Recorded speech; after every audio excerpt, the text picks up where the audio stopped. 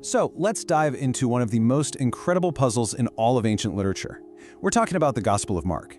A foundational text for so much of history, and the fact that it seems to have two completely different endings. It's this wild mystery that scholars have been obsessed with for ages, and it really changes how you read the whole story. Okay, let's just jump right into the heart of it. If you look at the oldest, most reliable ancient copies of Mark's Gospel that we have, this is it. This is the last line. The story just stops, cold.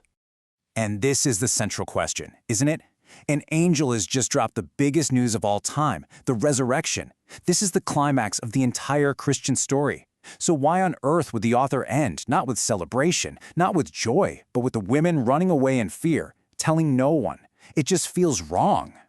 To really get this, we have to explore what scholars are pretty sure is the original ending, and it's a conclusion so jarring and unsettling, it feels less like an ancient holy book and more like a modern indie movie with a crazy cliffhanger. Let's unpack why the author might have done this on purpose. So try to put yourself there for a second. Imagine you're one of these women. You're walking to a tomb at dawn, and your heart is just heavy with grief. You're carrying spices to anoint a dead body. A miracle is the last thing on your mind. But then you're hit with one shock after another. First, the physical shock. That huge stone is just gone. Then the spiritual shock. You go inside and there's this mysterious figure who delivers this message that completely shatters your reality. He's risen. Go, tell everyone. So why end it like that? Well, one of the most powerful theories is something scholars call a reader commission. The idea here is that the silence, the abrupt stop, it's not a mistake. It's actually a brilliant literary trick. It's a cliffhanger with a very specific job to do. The instruction from the angel was crystal clear, right? Go, tell. This news wasn't supposed to be a secret. And yet, what was their immediate, very human reaction? Not obedience, not joy. It was sheer terror. They ran, and they said nothing. And boom, right on that note of human fear and failure, the screen just cuts to black. The story's over. The whole thing is left hanging, and this is where it gets so brilliant. The silence of the women in the story becomes a direct challenge to you, the reader. The author is basically turning to the audience and saying, well, they were too scared to speak. What about you? The responsibility literally gets passed from the characters in the book to the person holding it. But of course, if you pick up most Bibles today, the story doesn't end there. So now let's look at the version that most of us know, an ending that wraps things up with a much neater bow. This is often called the longer ending, and it adds a bunch of post-resurrection appearances. But as you read through it, notice this one theme that just keeps popping up: unbelief. Mary Magdalene sees Jesus. She tells the disciples, and they just don't believe her. Two other guys see him on a road. They report back, and the rest still don't believe. It gets to the point where Jesus himself shows up and actually chews them out for being so stubborn and hard-hearted. Okay, so this brings us to the big question, the real head-scratcher. If our best evidence says the story originally ended at verse 8, then where in the world did these other 12 verses come from? And why did someone add them? The general consensus among scholars is that this longer ending was added later by a scribe for one main reason: harmonization. You see, the vocabulary and writing style in these later verses don't quite match the rest of Mark.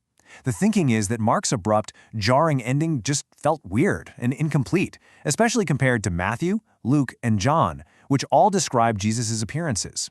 So this addition was basically a way to smooth things over and make Mark's storyline line up better with the others.